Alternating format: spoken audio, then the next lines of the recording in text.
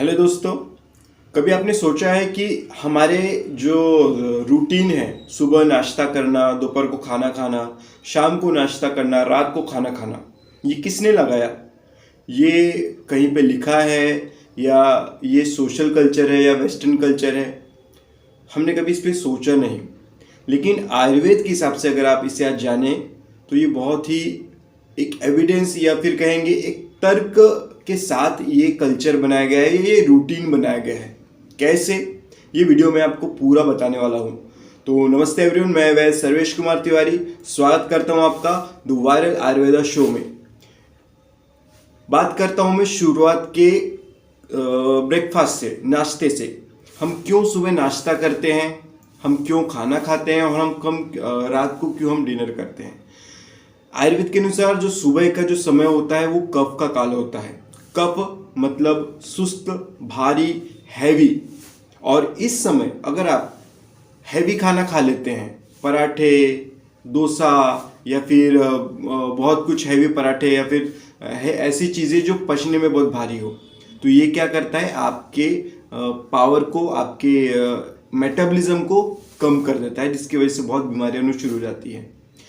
एक पेशेंट हमारे पास आती है, बैंक कर्मचारी है, सुबह का ऑफिस होता है, जल्दी जाना होता है, तो सुबह हैवी खाना, पराठा, टोस्ट या फिर एकदम हैवी लंच, 2-3 रोटी खा के निकलती है। कब? सुबह 8 बजे। अब क्या होता है, वो मेरे पास क्या लेकर आई है कि डॉक्टर सर, मेरी वज़न बहुत बढ़ते जा रहा है कुछ दिनों से और मेरे जॉइंट्स वगैरह में या बॉडी में बहुत एक बॉडी पेन होता रहता है दिन भर। अब उसको कम करना है, कैसे करूँ, सिर भारी भारी लगता है। अब मैं ठहरा आयुर्वेद, मैंने बोला मैं तो अपनी तरफ से पूरा 100% आपको ट्रीटमेंट बेस्ट दूंगा, लेकिन अगर आपको पैसा वसूल रिजल्ट होना तो मेरे फॉलो इंस्ट्रक्शंस ज़रूर करिए।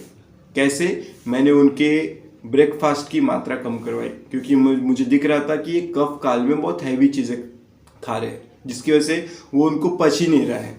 और जाके बैंक कर्मचारी जाके बैठना ही है तो उसको पचने का समय नहीं मिल रहा है, जिसकी वजह से उनके अंदर आम यानी अनडाइजेस्टेड फूड जमा होते जा रहा है और स्टिफनेस, अकड़न, बॉडी पेन, आम के पूरे लक्षण उनको नजर आ रहे हैं। मात्र 15 दिन में ये हैबिट से उनको इम्प्रूवमेंट महसूस होने लगी, उनका वजन हल्कापन महसूस होने लगा, जो बेचैनी, जो सुबह उठने के बाद अकड़न थे, वो बहुत कम होने लगे। तो इस तरह से मात्र ब्रेकफास्ट की मात्रा को नियंत्रित करने से उनके ये रिजल्ट मिल गए। अब जो दोपहर का समय होता है, जो हमारे खाने का समय होता है, दोपहर 11 से 2 बजे का, वो एक्चुअली पित्त काल होता है। उस टाइम हमारी अग्नि बहुत स्ट्रांग होती है, जो भी खाते हैं वो इजीली पच जाती है। इसीलिए उस समय हम पूरा एक कंप्लीट आहार खाते हैं, रोटी, सब्जी, दाल, चावल, एक कंप्लीट भोजन खाते हैं, क्योंकि हमारी मशीन स्ट्रांग है और उसे अच्छा खाना होना पचाने के लिए। और जो शुगर या पीसीओडी के पेशेंट होते हैं, उनमें गलती यही होती है कि वो अपना खाना स्किप करते हैं। स्किप मतलब 3 या 4 बजे खा रहे हैं या फिर खाते ही नहीं। तो ऐसे लोगों में क्या होता है, उनके हार्मोन बैलेंस बिगड़ जाते हैं, क्योंकि उस समय जो हार्मोन फ्लक्चुएट हुआ रहता है उसे उसका डोज नहीं मिलता और वो हार्मोन डिस्टर्ब होते हैं। आगे जाके ये पूरे हार्मोन की बीमारियां, लाइफस्टाइल डिसऑर्डर पैदा करने लगती है। तो इस तरह से खाना जो 11 से 2 का है वो पित्त काल है, इसलिए हमें हैवी खाना दोपहर को खाना चाहिए। इवनिंग में सूर्यास्त के समय या उसके बाद आ जाता है कफ का काल।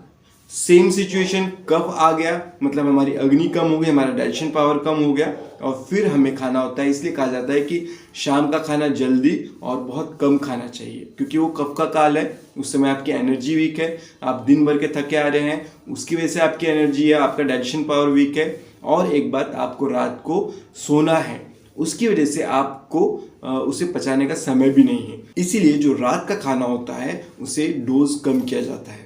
तो इस तरह से सुबह नाश्ता, दोपहर को खाना और रात का जो खाना है उसका डोज इस आयुर्वेद सिद्धांत के हिसाब से बिल्कुल एक एविडेंस क्लियर हो जाता है। तो अगली बार से जब आप आपका दिनचर्या अगर ऑब्जर्व करें तो ध्यान दें कि आपका सुबह जो 9-10 बजे के पहले का काल है, उस समय आप बहुत हल्की चीज़ें खाएं। जो 10 से 2 का जो बीच में काल है वो पित्त अवस्था है, उस समय आप अपने शरीर को स्ट्रांग भोजन दें, हैवी, भरपेट, मनपसंद चीज़ें खाएं।